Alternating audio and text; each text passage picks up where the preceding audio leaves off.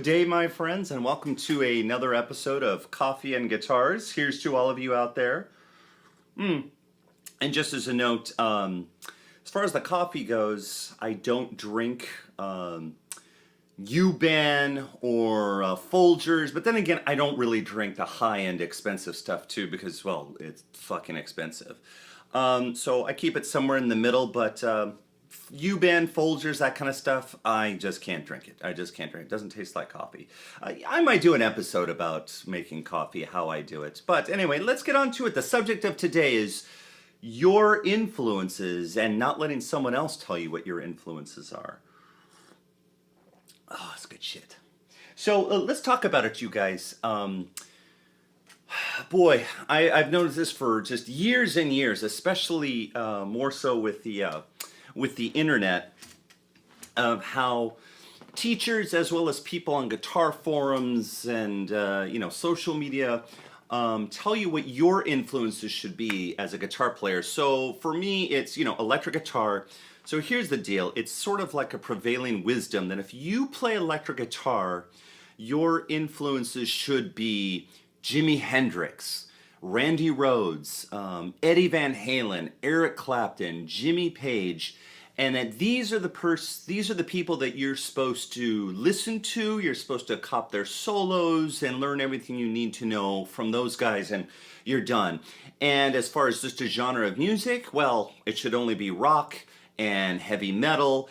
Those are the only things you should learn when you pick up electric guitar, and the blues, and that's it. Rock, the blues, and heavy metal, that's all you should be listening to as far as electric guitar goes. And I'm going to be here to tell you it's absolute crap. It's absolute crap. Because you need to decide who your influences are. Don't let guys on forums or even your guitar teacher tell you who your influences need to be. So here's the deal. Me personally, I don't listen to Jimi Hendrix. I don't listen to Randy Rhoads. I don't listen to Eddie Van Halen. I don't listen to Clapton. I don't listen to Jimmy Page. I don't listen to any of that stuff. A lot of the blues, I just don't listen to. It just doesn't do it for me. So what you guys need to do is this. You need to decide on your influences. But I think you need to decide on your influences from right here. Okay? And so the other problem is, too many of you are deciding on your influences right here. You're looking at Flashy Finger Olympics and deciding that should be your influence. That should not be your influence. Then there's the other one, which is you're deciding on your influence here on an intellectual level. Too much intellectualizing. Forget that shit. You got to decide right here. You've got to do a lot of listening and then listen to what pulls on you right here emotionally, and that, because that's going to be the most honest thing, and that's what you need to do as your influences. So if you listen to Hendrix and you shrug your shoulders and don't care, that's fine. Don't feel like you're making a mistake. You're not. You're just following your gut, your feelings right here. Hendrix does nothing for me emotionally, which is why I don't listen to it. I don't care. So now my influences, I'll tell you why I choose them. So let's say David Gilmour and Pink Floyd. I chose. Where it started is it started with "Shine on You, Crazy Diamond." Just listening to this, I think it's in G minor, right? And listen to this.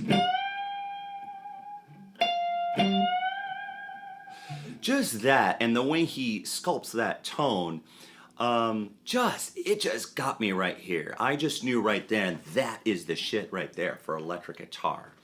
And another one, Stevie Ray Vaughan. I mentioned this in another video about vibrato, but it was watching that guy and listening to his vibrato. I saw a video, I was watching it, but I was listening at the same time, just going, wow, listen to that wicked ass vibrato.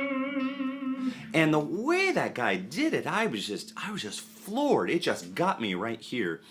And the other weird one is Marty Friedman, who is known as a technical player, a real shredder. His shredding stuff doesn't really do it for me. It's good, I like it, but it doesn't get me right here. What does is his new age stuff he did with Guitaro and he did with Scenes. Like the album he did with Guitaro. it's an A major. It's not in a minor key. And just listening to this, and that's how he started the song. Holy shit! It just sounds amazing. So the point is, you guys, you've got to decide what gets you right here. Okay. The other thing is now then it goes on to shredders too. That you need to like all the shred from Joe Satriani, John Petrucci, Paul Gilbert, Yngwie Malmsteen, and it's all about playing very fast, and that's what you need to listen to.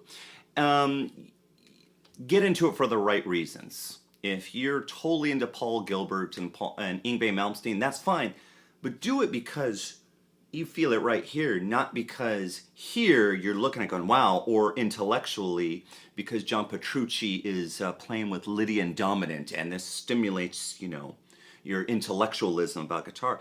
It's the wrong reason to get into it. It really is.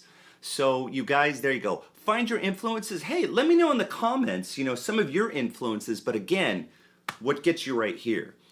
It's okay if it's not Jimi Hendrix. It's okay if it's not Eric Clapton, Jimmy Page, or John Petrucci. Guess what? It's also okay if David Gilmour does nothing for you, but it does something for me.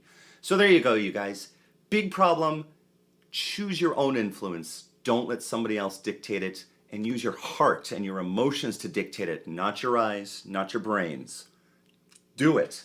And here's to all of you. Talk to you soon, man.